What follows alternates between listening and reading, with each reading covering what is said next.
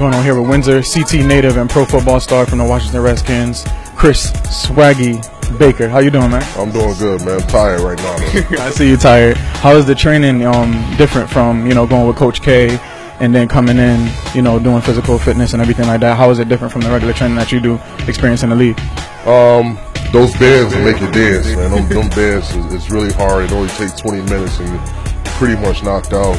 A lot of times in the league, you see a lot of guys lifting heavy weights, doing like 6 to 8 reps, but when you do these light weights and hook them up to those bands, man, it's a different dynamic. You use the muscles that you wouldn't ordinarily use without the band, so it takes your workout to another level. That's what's up, man. So the transition from the Broncos, the Dolphins, now finally getting to the Redskins, starting off with the practice team, and then finally now being one of the best defensive linemen on the team.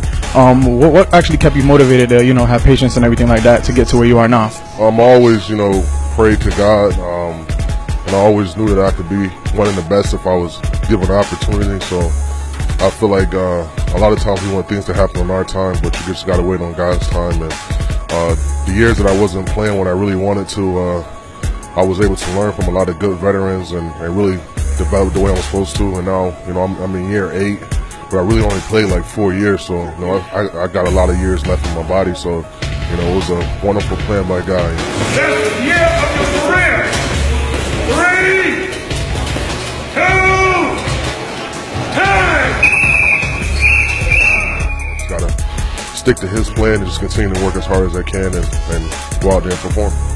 Keep rolling in with the faith. A lot of people get in the industry, whether it's entertainment, athletic, or whatever it is, and they get kind of straight away. What makes you keep that faith in God, and what's your belief in? I always grew up in the church. My parents instilled, God in me from a young age, and I always knew to depend on God and to trust Him. And the older I got, the more and different experiences I got enough. And I saw that God is the only one who can help me out. You can call your best friends, and you can call mom and dad, but at the end of the day, the only person that you can really call is God, and He's the one who's going to direct your path. So once I figured out to put God first in everything I do, everything just started working out for me.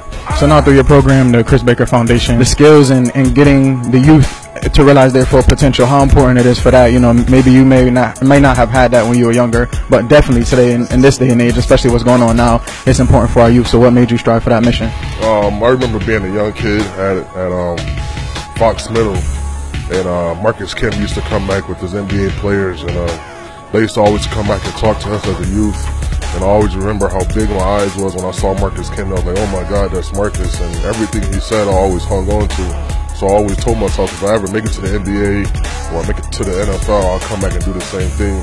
So I just try to come back and let these kids learn from the things that I've done well and the things that I made mistakes on, so that they can become the best citizens and people that they can be.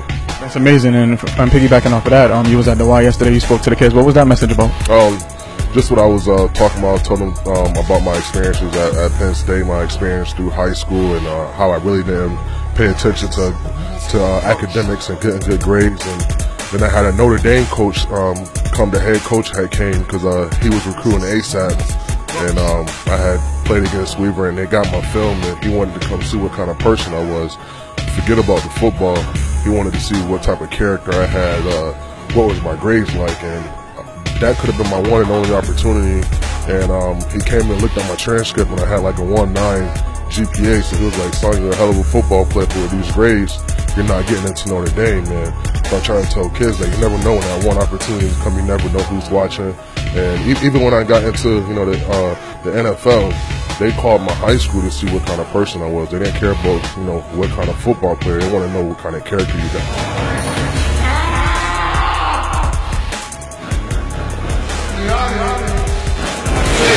That was a beast. That was a beast. 6-pack coming in.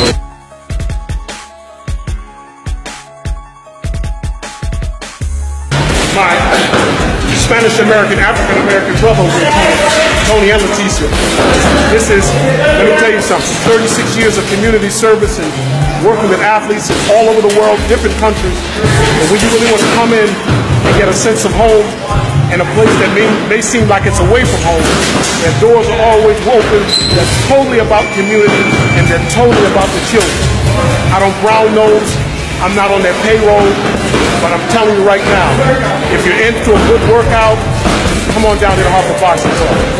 Best place on the planet.